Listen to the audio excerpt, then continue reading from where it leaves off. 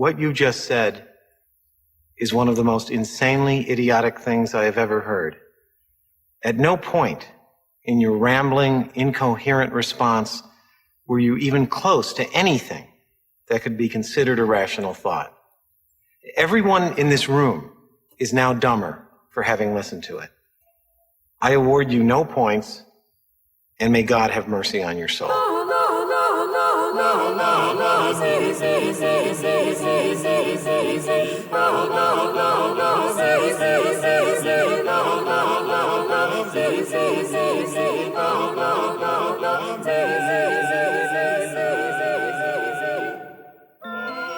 Joe, what movie are we talking today? 1995's Billy Madison. We hit a good one finally. Yeah, Joe. So there's an interesting for you out there. Joe has watched this movie a shitload of times, and I have watched it. This was my second time watching it. So you've been deprived. I think I watched it when when I was 8, and that was like the last time I'd seen it. I remembered there was one culture scene. Shock for there you. was one scene I was waiting for. I'm like, I know there's a scene where he's on the please. Playground drinking talking to kids, and then they cut the movie. I said, where the hell was that scene? And I'm like, Big Daddy. Big Daddy. The other movie where he's hanging around with 8-year-olds. As soon as he said playground, and then I'm like, and my head just clued in, and it was like waiting for the you. Yeah, you. That's the different movie. All the kids look all the same, and I thought, that kid's gonna be there, and he wasn't. I was all mad, and then the shower, I remember, the other movie. They really couldn't be the same because of puberty, because this movie was 4 years before that other movie. Yeah, I'm just saying, they looked the same in my mind. In my mind, I had seen both those movies circa 1998. Those kids looked exactly the same. Yeah, all right. That's the point of my story. So go on. So tell us, Joe, why you've seen this movie so many times. It really is an inspiration for my comedy writing. Who knows what that means? But I really do feel like this is actually a very tightly edited movie. It's under an hour and a half, which is great for me because I'm like, all right, that nailed it. I can watch this right before work. This is a good movie, man. I don't know if I'd call it tightly edited. I don't know if I would do that. I think there's a reason that it's. I think the reason that it's an hour and a half is because there's not much in there. Oh well, yeah. Well, but that being said, I enjoyed the movie. Yeah. That being said, I mean, that's aside from some flat parts that were there and some jokes. I liked. We should get into these flat parts because I liked the movie's absurdism. Like I imagine in 1995, a bunch of college kids watching that movie, and then they go and they found Adult Swim. Like that type of humor went over there. Well, this is the birth of his brand. No, I mean this is. And then I saw that he wrote it. Who was that girl that wrote it with him and directed it? It was a man, I believe, who wrote it. I thought it was like Tamara, right? What do you got? What do you got on the list? She's the director. Yeah. I think she wrote it too, though. The writer was Tim Hurley, who was a frequent collab. I just saw tease and just assumed. Has the girl done anything? Tamara? Tamara, what's her name? Let's go down this wormhole. But why are we? I just want to know. Okay. Who's doing the directors? Such classics as Crossroads, the Britney Spears no way cross-country movie. What a weird thing to go to. And Half-Baked with Dave Chappelle. Half-Baked makes sense. All right, so was that come before or after? That was 3 years after. All right, so you did Bill Madison. Okay, Bill Madison becomes a success. Then someone's like, I want to do this other comedy movie. Great. All right, same vein, pretty much. And then all of a sudden, 3 years after that, Britney Spears is like, hey, direct my Crossroads movie. And she's like, I got nothing else going on. Is that it? Those are the 3 movies she's done? She did a couple others, but nothing we would know. Nothing of note, I don't think. That's sad. It's okay. I mean, that's so sad. Maybe Crossroads is a lot better than we know. Like I never saw it, so I'm judging it based on the fact that Britney Spears was in it. Dark. Is it? Yeah, I heard about it on How This Get Made, a great podcast. Okay, yes. I remember Jake Stanley being dragged to Secrethood of the Traveling Pants because he was trying to get lucky in high school. Oh. And that one gets dark, like a girl gets cancer and that's why they travel with pants or something. The other one's about a miscarriage, so, Yeah? And Britney Spears doesn't have the miscarriage. Oh. This is... Either way, it's still weird that Who are we going to get to direct this Britney Spears vehicle with miscarriages and women power? She doesn't even really sing in it. And isn't that weird? Yeah, that is weird. That's a money grab, clearly. Yeah. That you know what that is? That's a movie that no one's going to watch this movie. Why did we buy this script? I don't know, plug Britney Spears in there. Who are we going to get to direct it? Doesn't matter. Well, you know what script does not matter. She was happy probably to find? What? Billy Madison. Yeah. So she finds Billy Madison. I don't know how does Adam Sandler know her, right? This is towards the end of Adam Sandler's SNL career. When does he leave the show? 95. This is his year. So the movie comes out in 95, so he's probably been making it since at least 92. Oh. Right? I would say maybe 93, 94. I would if not 94. It's not going to take him a year to make a movie. I only say 3 years. Are we talking about the same guy? All movies, Joe. I only say 3 years. Sandler gets them out pretty quick, though. No. They're always overlapping. Once he did his Going Overboard, he's like, "Fuck, I can do this pretty quick." No. Well, I don't. Going Overboard could very easily have been done in a weekend. So, Billy Madison seemed like a big. Who produces this movie? Which studio does it? Universal, I believe. Yeah. All right. So it's. I mean, I could see that taking maybe 2 years. It could be 3 years just because of how low-key this movie was. It seemed like a thing that could be a struggle for them. And it's taking him time to write it, too. So essentially he's writing it in between SNL episodes. Yeah. I was trying to think of this the other day. I can't think of one. Did we do this already on the podcast? I can't think of one Adam Sandler character on SNL besides Opperman. I can't even think of skits that he's in. I told you Canteen Boy. That's it, though. That's a one-off. And that one feels like a newer skit, right? But that's early 90s. It has to be, right? Yeah, that's very... that feels like a much newer skit. Do you remember what Alec Baldwin looked like? No, I don't. I just put in Alec Baldwin now. Just fat Alec Baldwin. Not eerily skinny Alec Baldwin. From that movie that he was in with Bruce Willis. I'm like, what? Bruce Willis? Yeah, he's something Rising, Mercury Rising. He's like a bad guy. He's like an evil billionaire, as all billionaires are. Whenever I think of young Alec Baldwin, we're getting really derailed there. I know. Whenever I think of young Alec Baldwin, I think of Beetlejuice, and I'm like, what? See, I don't even remember him in that movie. Yeah, I haven't seen that movie since circa 1998 either. Oh, wow. I gotta revisit so there's that too. I hadn't seen it for... But everyone's talking about, those are the... then we talked about the glory years of SNL and and the Adam Sandler and your Dana Carveys and your Mike Myers. And your David Spades. Your Norm Macdonald's. Norm Macdonald's all-time great SNL who has an uncredited cameo in this movie. He's crazy on the back of the DVD. Here's who was uncredited. I'm talking Chris Farley. About Chris Farley. That's what I was talking about. You cut me off, man. Well, I was just talking about Norm Macdonald. Norm Macdonald's Then you went right into it. Norm Macdonald's always great. So, but I can't think of anything he's done on SNL. I cannot think of anything he has done besides that one Weekend Update thing.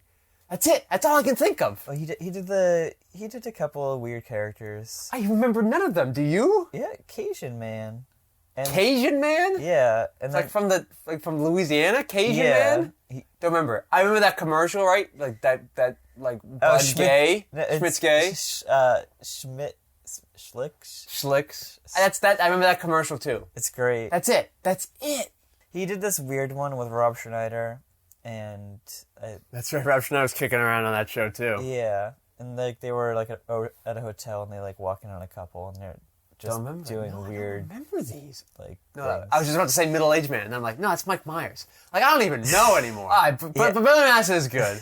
It's great. I don't even think we need to explain the plot because there's not even need for a plot. It was just like, here's the plot. No, the plot. This movie is very. Adam Sandler is the son of. No, it's not. Adam Sandler is the son of this hotel tycoon, but he's an idiot for some reason.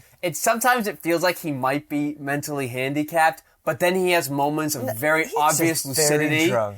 But he's not always drunk all the time. He's just very immature and childish. But then again, sometimes he's not. When it's convenient, sometimes he'll come out very earnest and he'll be like, Dad, I want to run this hotel. I know I can do it. I don't know why he thinks he can do it or why he wants to do it so badly, but he really does.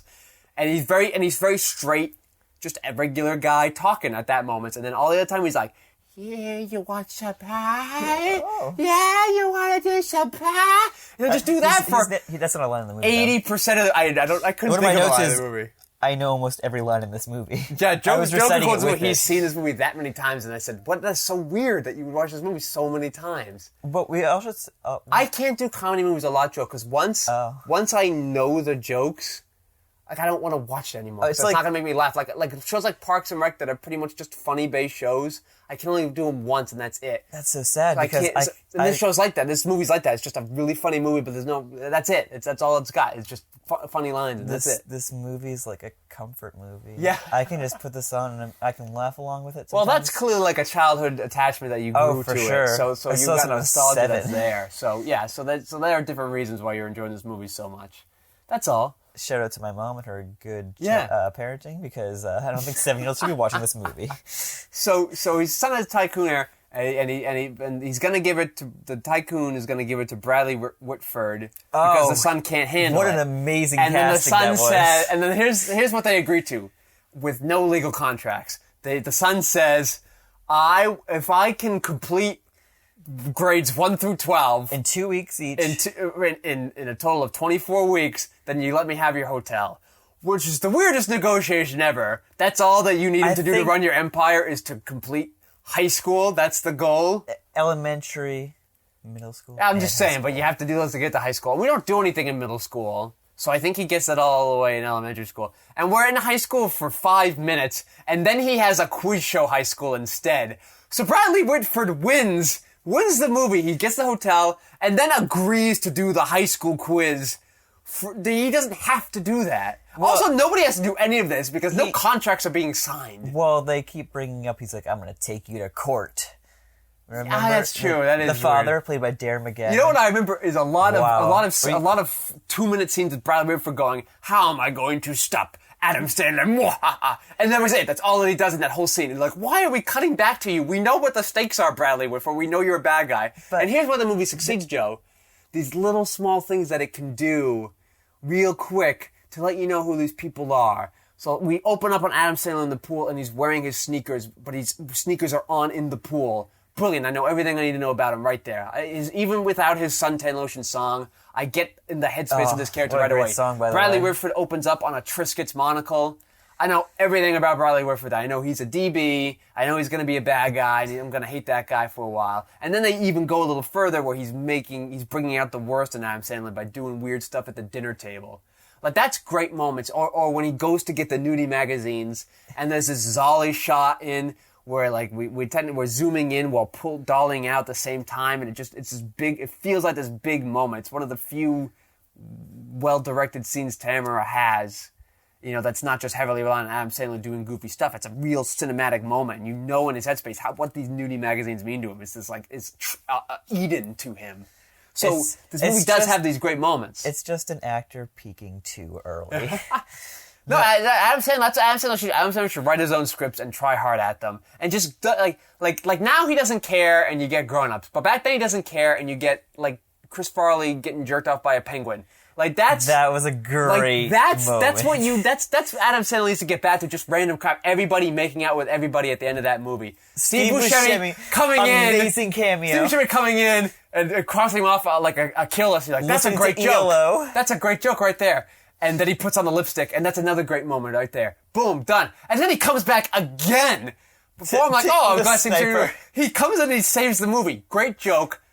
Where was the plot? But you don't care about plot anyway. So awesome, right? Adam Sandler, go back to not caring the right way. Go back to just saying, it'll be funny. Not just, I'll get paid. Come on, Adam Sandler. Does he still write his movies? Did he write Grown Ups? He writes all of his movies. He does write all his movies. He's like that's Stallone. Really sad. He's like Stallone. He wants credit for all of his Stallone's fine. movies. Stallone's strangely enough gotten better at what he does now that he understands his genre. I think he has. I do think he has. Has he? I honestly do. Really? I honestly do. If you like that stuff, he would be a fun one to do. Yeah, if you like his stuff, I think he's gotten better. I don't think Rocky's all that great. Oh. I think it's good. He got Oscars for it. I think that's sort of like the young writer, like they have this one idea that they've been carrying around for their entire life, and they spend all their life working on it. Like that's that, and then he kind of kept doing it, but he was bad. He happened to spend. He kept doing it. That's all he kept doing. And so he made bad movies coming out this year. Yeah. Yeah. What's he got? It's sort of a spin-off. Yeah. It's starring Michael B. Jordan, but he's in it too, and it's about Apollo Creed's son. Oh, yeah. I think the guy from Fruitvale Station is directing it, or... Yep. Yeah. It sounds pretty good. Like, I would watch that. Yeah. But again, like, this is him getting better. Sense. Like, the new Rocky movie he did, not this one. That one I thought was, compared to the other sequels, that one I thought was pretty good. It's definitely better than 5. I think, like I don't know, it was a good use of him being older. Like, there was something about that I liked. And I liked, like, the evolution of his Expendables movies. Like, they get better each time they go.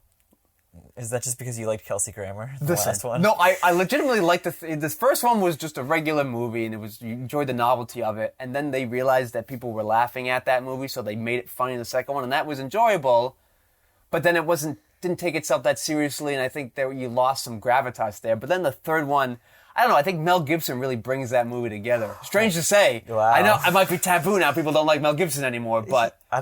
But I liked him in that movie. Like, he was a great villain in that movie. Like, he was he brought the nuts Mel Gibson shtick to that movie, and it worked. And it had some silly moments, and it had some interesting, cool moments. It was just sort of the best of those first two movies. Like, I do think he evolves as a writer. The shelf is not high. Like, he's never gonna win an Oscar again. Like, that's not happening. You don't know That's never happening. He just got lucky with one movie. He just hit at the right time. Be a little more optimistic, if he made that movie now, no one would give a shit. But he just... Rocky? Yeah, Rocky. Like, if there had never been a Rocky before, and then he makes Rocky now, you're like, Like, it's not interesting. But so he hits at the right time. He has that right youthful energy to it. He really, really cared, and he really wanted to make his mark, and he was able to bring that to the character, and it all worked out right there. And but that was it. But your parallel with Adam Sandler, right? But he's getting good. Yeah. No, I don't say that. Because Adam Sandler had a couple good movies.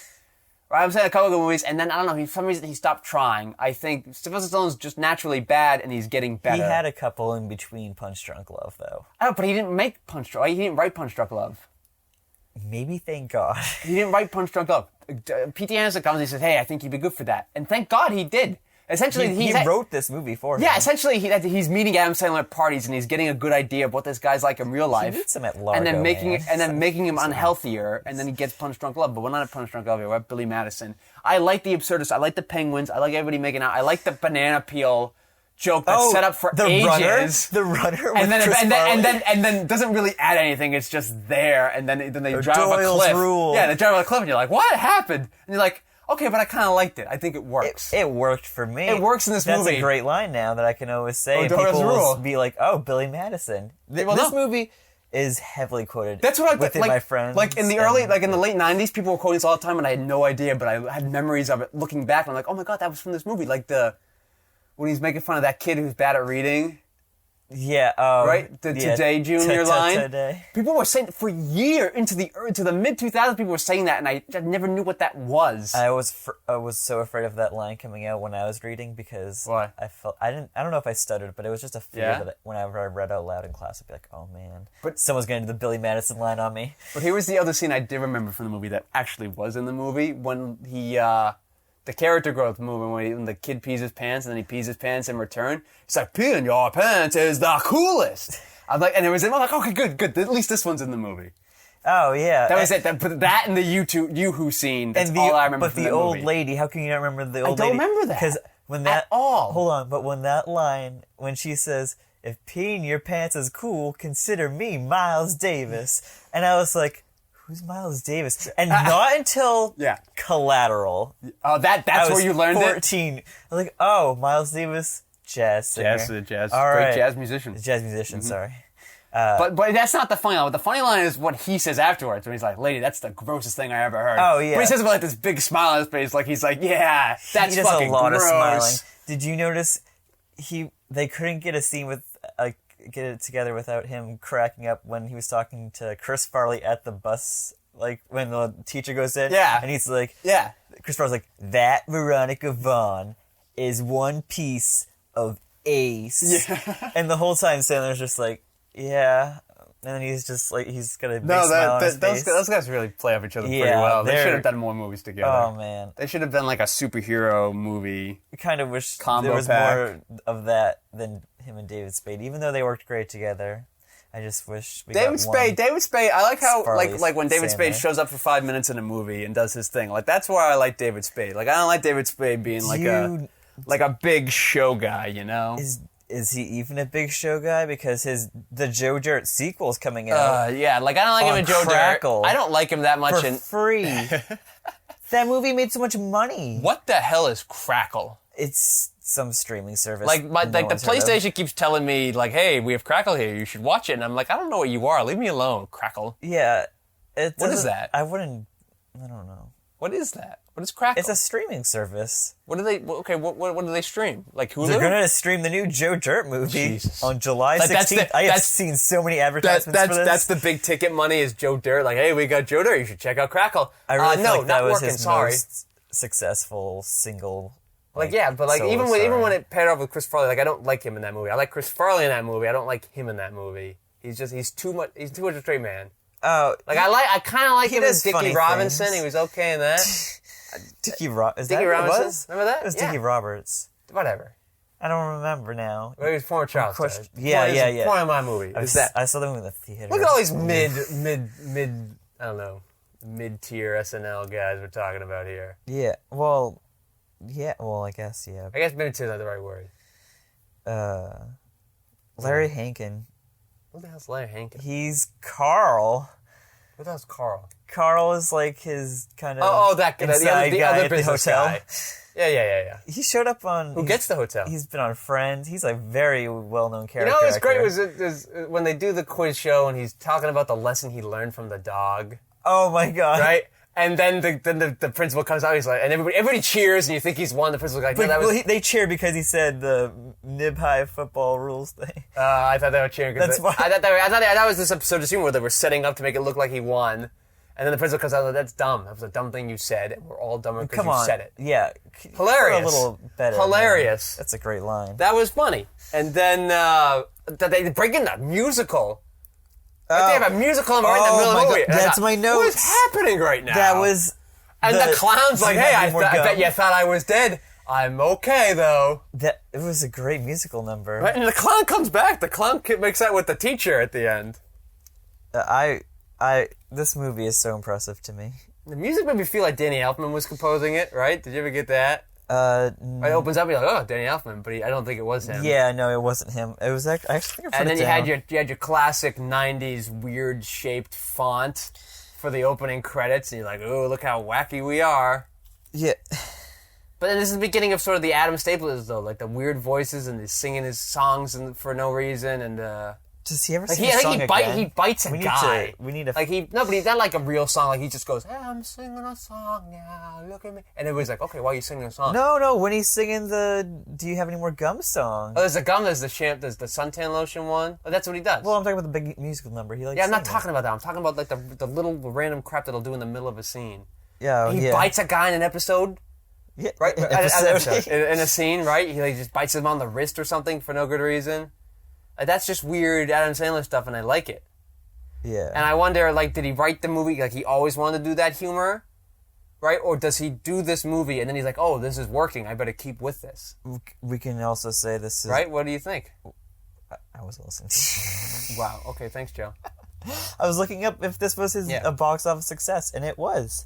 Yeah, it was funny. It was budgeted at $10 million, and the box office was in America I think it was America. I'm assuming it is. Yeah, it was just it might be domestic. worldwide. It might be worldwide. $26.4 million. That's good. That even covers that P&A cost. So that's pretty good. You made your money there. Yeah, there's the SNL sketch where he's doing Opera Man, where he's like talking about the movie of the week, and he's like, "Why don't you give another guy a chance?" Which is really funny because like when they did, he was on top forever. What? Like, cause he was talking with Billy Madison. Okay. He was like, "Go see Billy Madison," but he was his Opera Man character. Yeah. It's a weird tangent. Just be okay with it.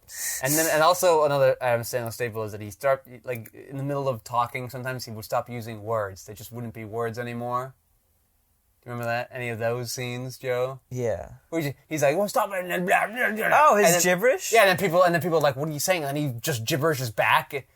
That's another Adam Sandler staple. I feel like that was discovered in this movie. Oh, of course. Just Yeah, random he crap went in saying with it. 3 characters, and he's been doing them for his whole career. But I mean, like it's sort of like a good lesson for modern filmmakers, right? This is essentially what we as independent filmmakers in the great era of YouTube and the internet and digital DSLRs we can do is essentially if you have a talent, you have a skill set, put it on display. Like, don't wait for someone to find you, do it. And then and then make your audience that way. Like, so Adam Sandler was like, Yeah. I know I can be funny, I know I can do movies, I just can't do like Airhead type movies or whatever Overboard was. What was that movie?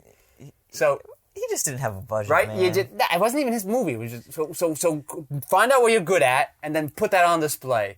So Adam Sandler used to write a movie where you can showcase his weird voices and his sing-songies and his absurdist humor, and there it is. There you go. This is and he did that in an era where it was much harder to do it. So it's 1,000 times more possible for any of us to do it out there. Yeah, well, this also is, I guess, the start of critics still they don't like Adam Sandler.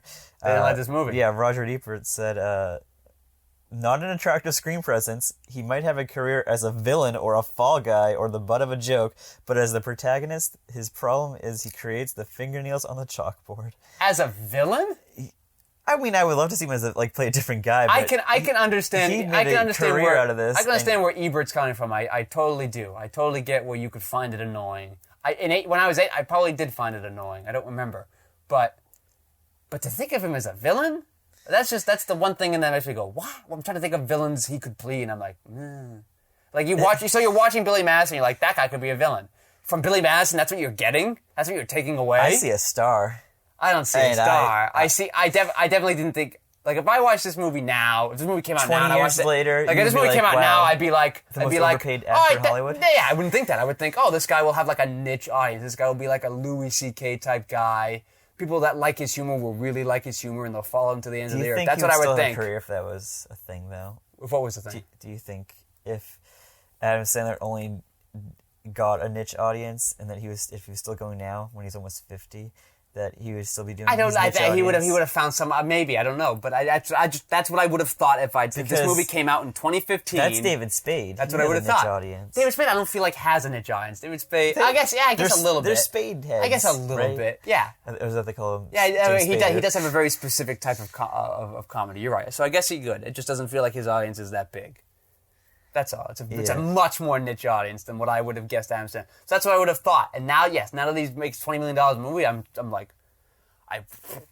But the movies he's made are very different from Billy Madison, though, right? The movies he make, the later movies don't seem to use him as well. Like The Longest Yard, that could have been anybody. I feel like he played. I do not like that movie. I'm just saying that I've listened to it once. You could have put David Spade in. I felt like he played the straight man the whole time. That's what he kind of does now, and that's what he did in and I really started noticing that in Mr. Deeds, and I was like, this movie's not very funny, and everyone's trying to be funny around him. Yeah, I know people like that one. So I think it's okay. Yeah, maybe I don't know if that's him being lazy or him just wanting the easy paycheck, or people writing a movie and then casting him in it so they can make a lot of money. I don't know, but I think that's maybe that's why he makes so much money, is because he does. What's his first big success? Is it Happy Gilmore or is it Big Daddy? What's the mega blockbuster? The mega blockbuster was The Wedding Singer. Because it's not. Is it? Yeah. Okay, so he does The Wedding Singer. Waterboy was even bigger. Yeah, so he does The Wedding Singer, and then after that, people are like, "Oh, this guy makes money. Let's put him in anything we have." Well, he had like 4 movies before The Wedding Singer. I know. So I'm saying that's why that feels like classic Sandler. That's Sandler writing his movies and putting himself on display for the world to see. And that's why those are the movies that people are like, yeah, that was a good movie. And then he does these other movies that nobody really cares about, and that's just like, all right, let's find a guy for anger management and just make a lot of money that way. I like Boom, that movie. Done. Just because probably of Jack Nicholson.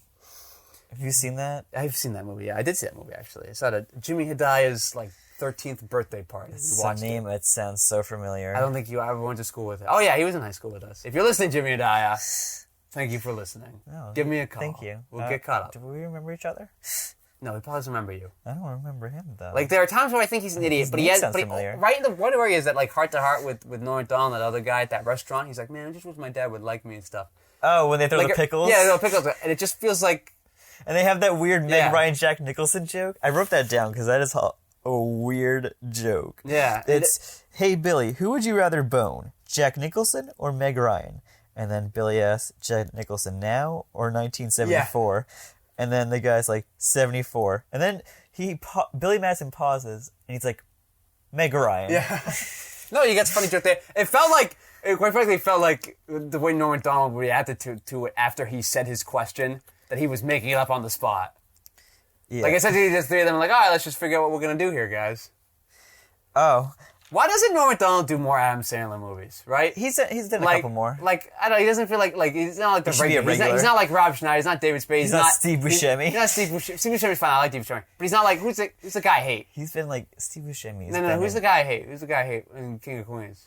Oh, Kevin James. Like, I don't want Kevin James in your movies, Adam Sandler. Put Norm Macdonald in your movies. You hate? And take Kevin James out of there. I loathe Kevin James because he feels like he's just a low rent, like, step in for Chris Farley. And I'm just like, stop bringing and his career has essentially been milked from other. Like, he gets famous from Adam Sandler and Ray Romano. And I like both those guys, and I don't like that they like Kevin James so much. I don't like that.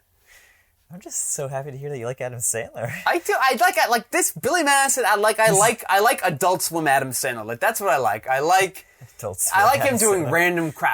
I like a clown getting knocked over and concussing his head and nobody caring. Like, that's what I like a quick cut of the teacher putting glue on her face and never ever being explained. Like, I like the random crap. I do.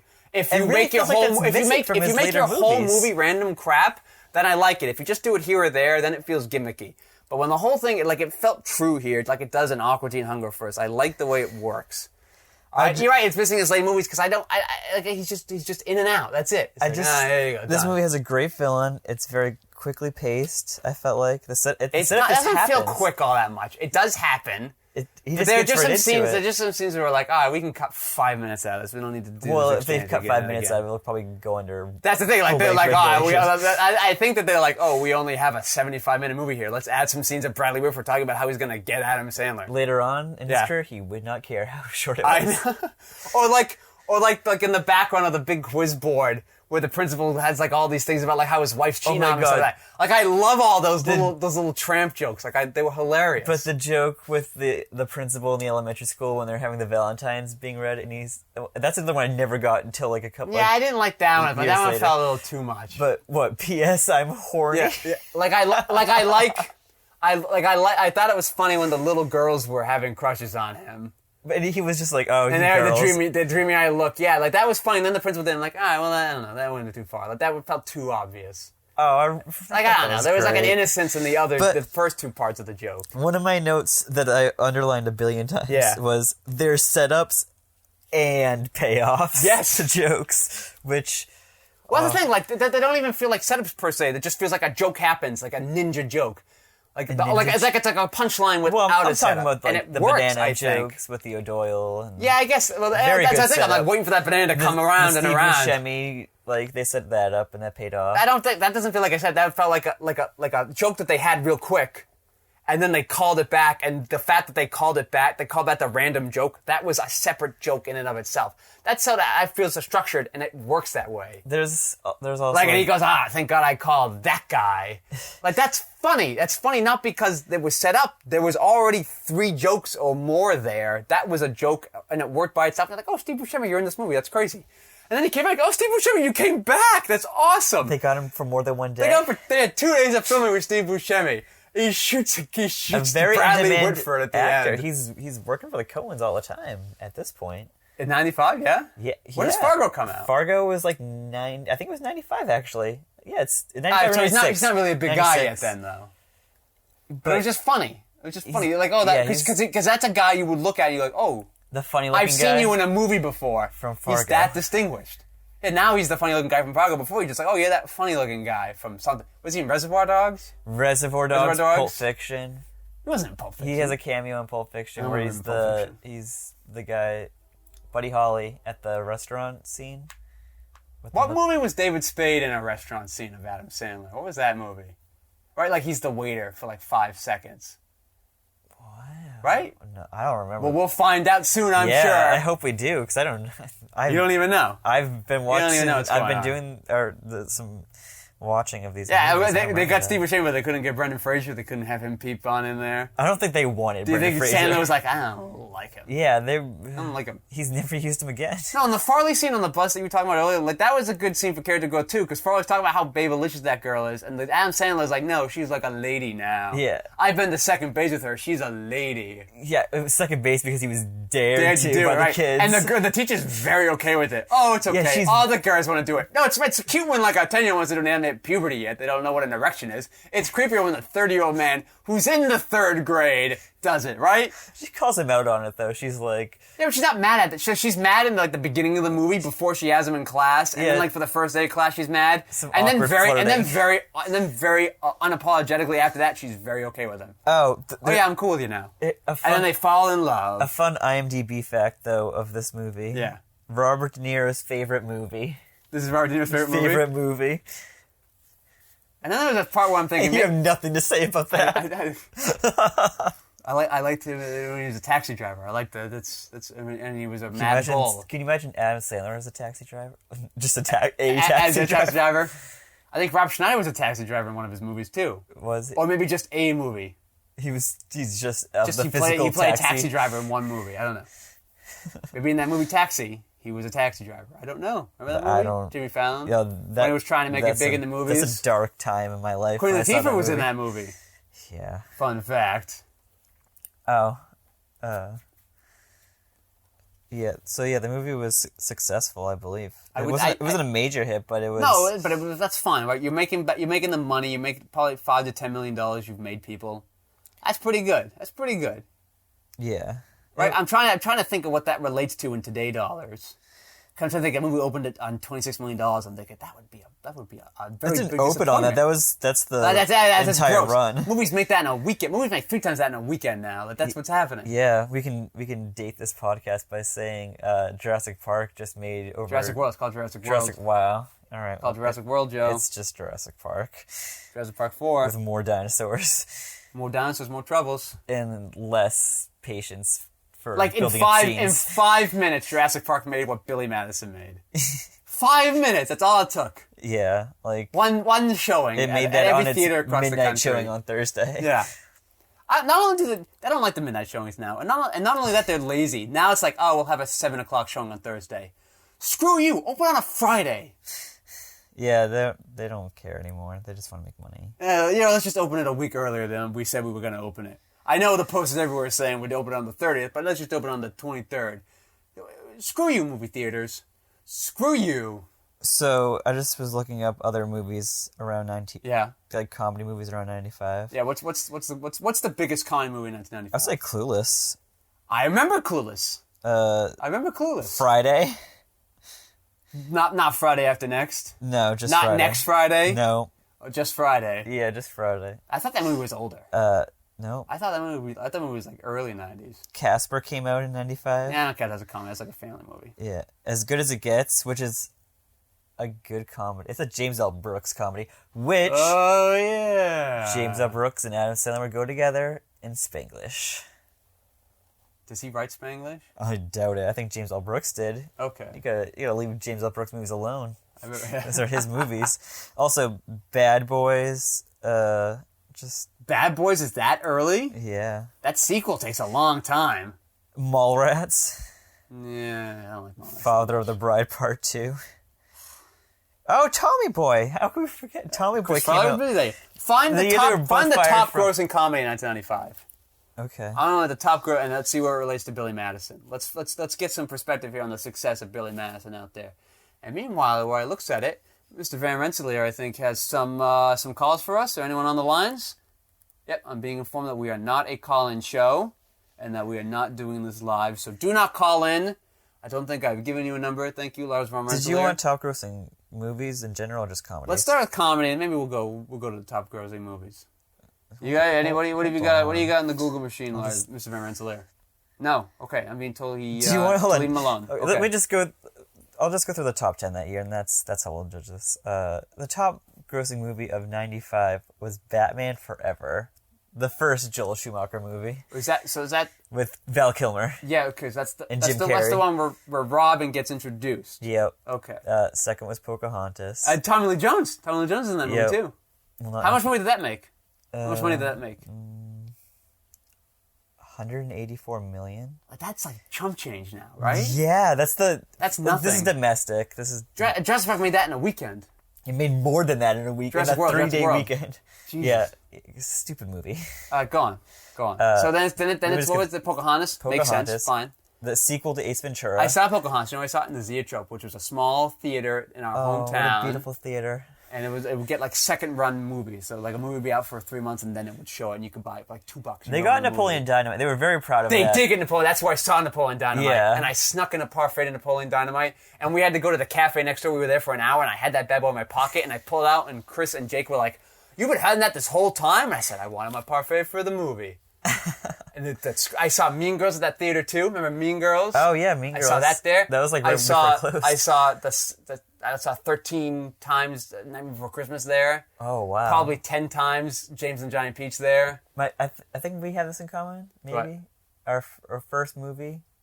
What was your first movie? I think my first movie is Jurassic Park. Oh okay, no, it must have been someone else. I think it is. They My have first to movie- cover my eyes when the lawyer gets eaten. They're like, it's a movie. I'm like, yeah, I know. Let me see the fucking dinosaur do its thing. Yeah, my first movie ever was Aladdin, and I saw that at the Zoetrope. Yes, I saw. 92. I think I saw Aladdin. I saw it at the Hoyts, when in Franklin. Oh, Before it moves to Bellingham and becomes a Regal. I know. remember when it was there. I saw Anastasia there too. We're getting distracted, audience. Remember these movies? Yeah. Okay. So GoldenEye, Casper, Jumanji, Seven. Jumanji. That's gonna be the top grossing comedy, right? Or is that a family movie? Well, I guess the top grossing comedy would be the sequel to Ace Ventura, right? That's a comedy. I thought. Oh, I didn't even hear you mention that. Yeah, one. it was third. It made $108 million. That makes sense though. It's a sequel. Very successful movie. Jim Carrey's a pretty big name by then. Yeah. I'd buy it. Robin Williams, pretty big name by then. Buy that too. Oh yeah, for sure. Yeah. It's 5 years after Good Morning Vietnam. Is that what that is? That's what comes big after that? movie for him. Dead Poet Society. It's not Dead comedy Poet though. Society. Not comedy though. Some people, I guess. Vietnam. Good Morning Vietnam doesn't even feel like a comedy either. You know. Yeah, it's those dramas. What's his first big comedy movie? Don't put him on the spot. Mrs. Doubtfire. No. That comes after Jumanji, doesn't it? No, it's before. That's not. That feels like I a wonder if it's 96 like movie. 93. 93? Okay. I guess. Point of our story is Robin Williams is great in Mork and Mindy. Wait, If I you haven't thought seen Mork and Waterworld. Mindy- So then Yeah. we have Die Hard with a Vengeance, Crimson Tide, and then number 10 is Waterworld, which I thought was like a huge failure. It is a failure because that movie And it's still in the cost top 10. so much money to make. Yeah, it was still in the How top much does it 10 make? though. It made 88. So it makes $88 million, but it probably cost $250 million because they lost the set. The set of Waterworld is floating out there in the Pacific Islands somewhere. So if you find it, start an island paradise and live on it. Yeah, so So point of my story is, I guess, that Robin Williams, we will never do What the Hell Happened to Robin Williams, because Robin Williams has always been good. yeah, I was. Right? How many bad movies has Robin Williams done? Do you remember? It was on one of those movie channels this Yeah. morning. RV. Okay. You got me there. You got me there. No, You got me there. He's had some stinkers, but he's I always can't- good in them. I He just can't- has bad material. Yeah, Like, I don't know. He doesn't have to take those movies though, unless maybe he should legitimately find something funny in them, and he probably brings something in. Like I haven't seen RV. I'm trying to think of another bad movie. I can't. you don't. I can't think of these bad movies. Old Dogs What the hell is Old Dogs? with John Travolta, and Robin Williams finds out he has kids. Robin Williams found out he has kids. Yeah. He didn't know he had kids. Yeah, his wife brings them to him with his trains. I only heard this on how this Yeah. get made. What's the movie about? That's it. But then what do they do after that? Then there's just hijinks with him and John Travolta trying to take care of these kids for like a weekend or something. That does sound pretty bad. And Seth Green is like, Seth Green shows up. yeah, he's worked at a zoo or something. I don't like Seth Green that much. I don't know if people like Seth Green. He's. Robot Chicken's okay. I think people like him from Austin Powers. Yeah, I don't like him that much. I'm trying to think what else he's been in. Like Without a Paddle, that was pretty bad. He was in the X-Files Yeah, for an I episode. don't care about that. I think he was in Buffy for a season. I didn't care about him in that.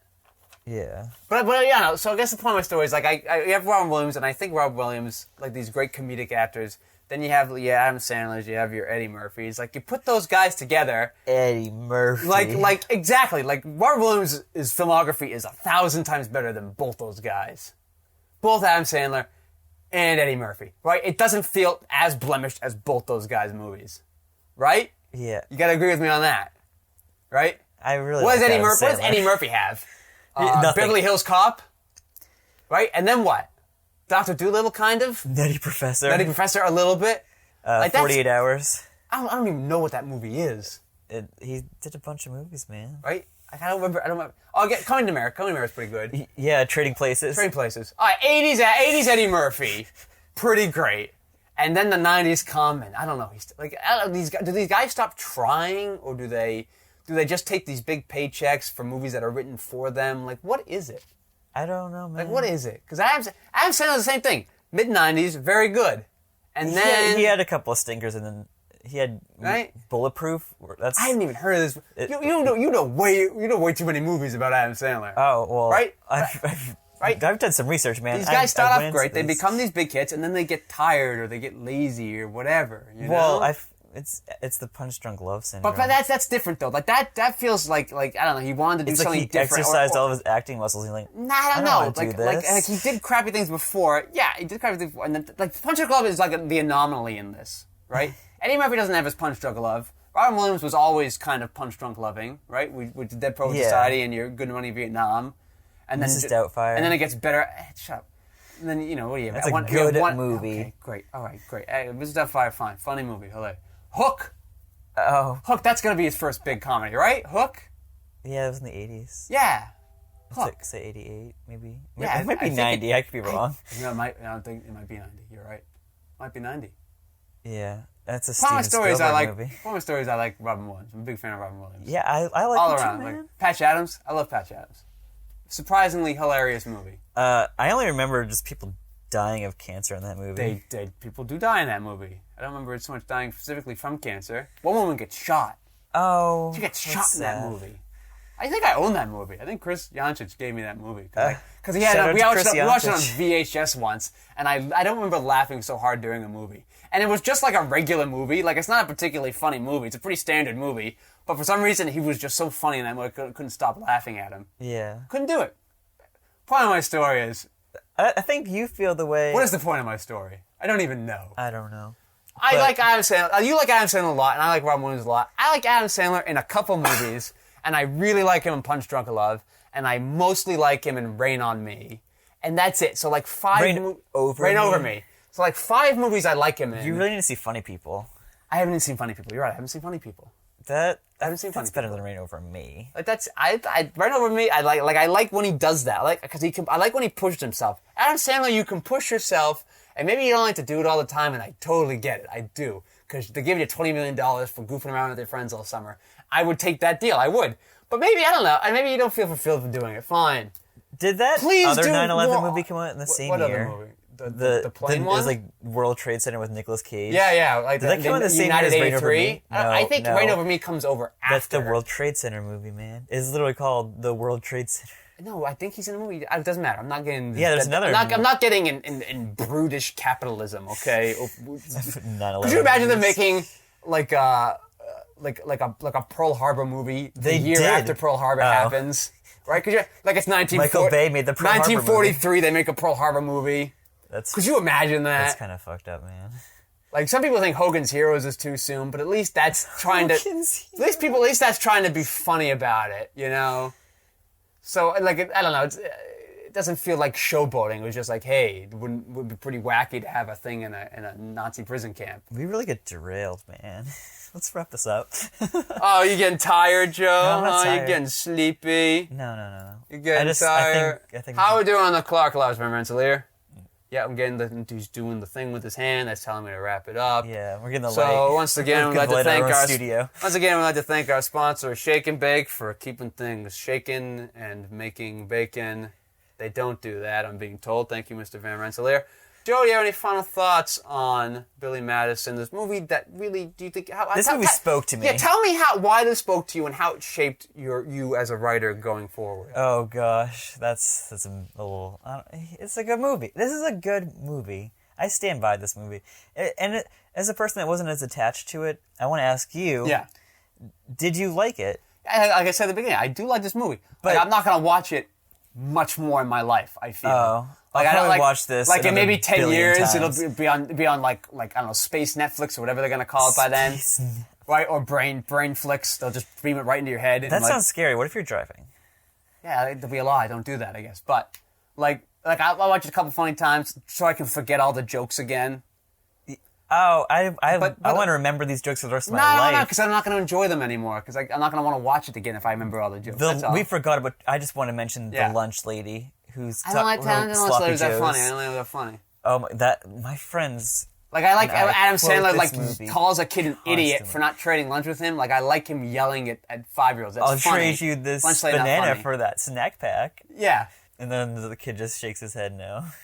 Yeah, and he's like, screw you, kid. Like, that's fine. He's talking about which is a better video game. Mortal Kombat or Donkey Kong. Donkey Kong. Yeah, like I like that. Like I like in Sunny when Mac yells at that kid too. You eat boogers. Like I like it when people yell. It also really dates this movie when he says Sega Genesis. Yeah. I like the Sega Genesis. So that's my feeling on that movie. That's all. Like I wouldn't call it a good movie per se. I would call this a great movie. I don't know if it's well bit. I think it's a really funny movie. I think that's so. It doesn't matter that it's not that well made. Yeah. It still gets those jokes across. You could have fit in more jokes if it were a little better directed. You could have had it. That's a shot at You could have had it really. Listen, Tamara, you've made Crossroads, so good for you. Like you made more movies that you've done more studio movies than I have. So I mean, you're living the dream. I'm not. So I'm not. There's not a knock on you, but I mean, it's your first movie or one of your first movies, so you have a lot to learn. It's a weird script to work around. I'm sure their acting styles and probably frequent improvs made it hard to edit too. So your editing could have tightened it up. You could have suckered more jokes out of it too. Do you think there are ways to make this movie even funnier, but still, despite its flaws, a funny movie and probably one of his best movies. I don't remember Happy Gilmore that much, but if I had to guess, I'm probably gonna like this movie more than Happy Gilmore because this movie's just weird. I like the weird movie that it is. Happy Gilmore is pretty weird, man. I remember that being that being a little more straightforward though. Like this movie's just like it's kind of reminds me of like a Seinfeld, just throwing whatever jokes we can fit in here, and the laws of the universe be damned. Yeah, and I like that. Penguin's great. That. Penguin's hilarious. The musical number funny. Clown saying he's not dead anymore funny. Everybody making out at the end of the movie funny. Like, I like it. That's just weird crap like that. Trisket rants. I think there's one scene where Bradley Whitford's like poking a bird or something in a cage, right? He puts his therapist in a coma by throwing a remote. Yeah, and they just casually breeze over that. Like, that's funny. The principal talking about his wife is just a dirty whore. Like, I like all that stuff. That's all funny. That's random crap. Just a quick mention. The principal part where he, like, sat on a guy's face and killed him. Yeah. That was dark. That's dark, and they just breeze over it. Like, oh, whatever. Who cares? All right, funny. Yeah. So go on. How does it influence your writing? Oh, no, it's... Yeah, there was a summer I spent writing a... movie I do not want to talk about it anymore. The Bigfoot movie? Oh boy. Is it the Bigfoot movie? Yeah. Awesome. I spent my whole summer, every night I would write like a couple of pages of this movie and I would watch in entirety Billy Madison and then I would switch it off the next night with Happy Gilmore and just every night. I don't want to make fun of the movie too much, but I just want to say for the people at home. Oh gosh. The Bigfoot movie, we call it the Bigfoot movie. We've called this movie It's a trilogy. For years. But it's not really about... The Bigfoot's in it, but he's just a dude that's really hairy, and then he shaves it all off anyway, right? That's what I remember from like the one fragment you've ever shown me. There's been revisions of the first like one. He was like a dude. That's it. Like, and I'm like, why is this a Bigfoot movie now? It's just a guy. Is he maybe a really tall guy? The mafia. It was that's strange. right, the mafia show. It was a weird movie. It's...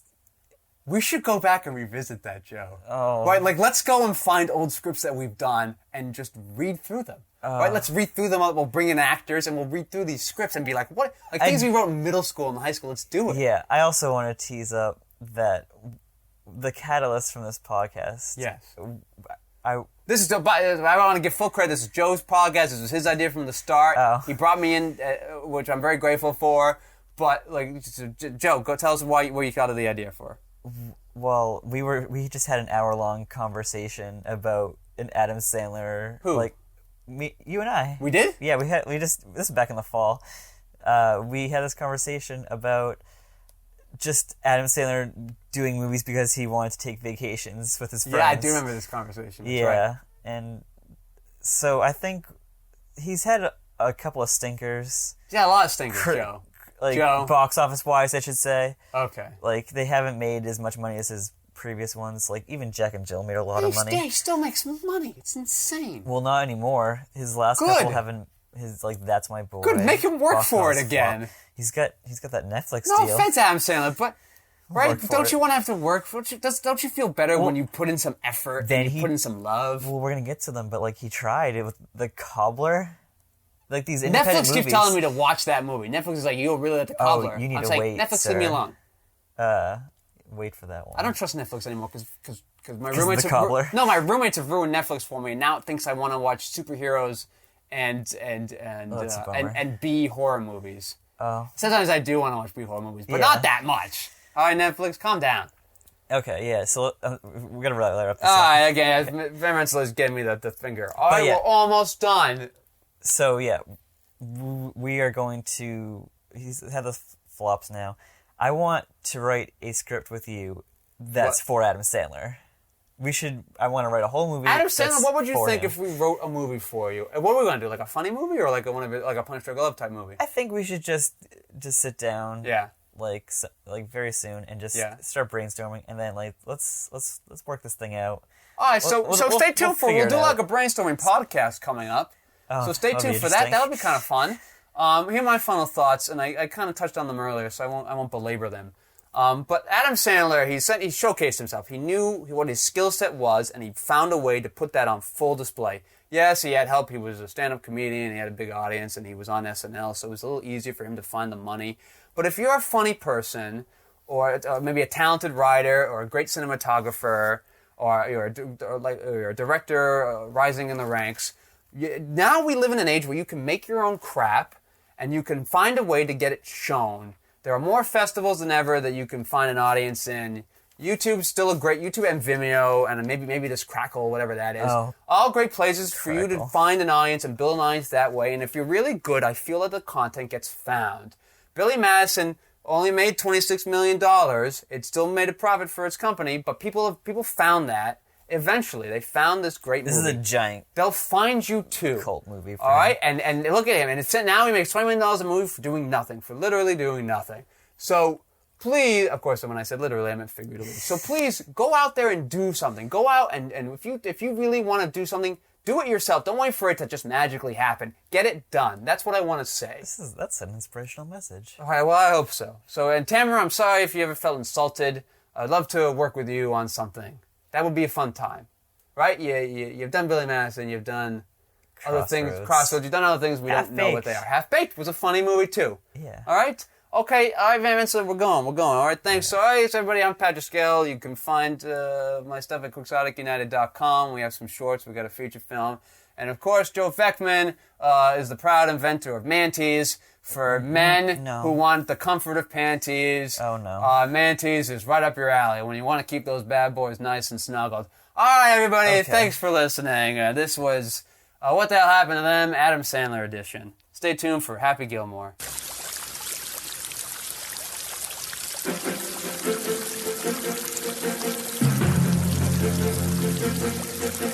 Yes, I will go back to school and achieve victory.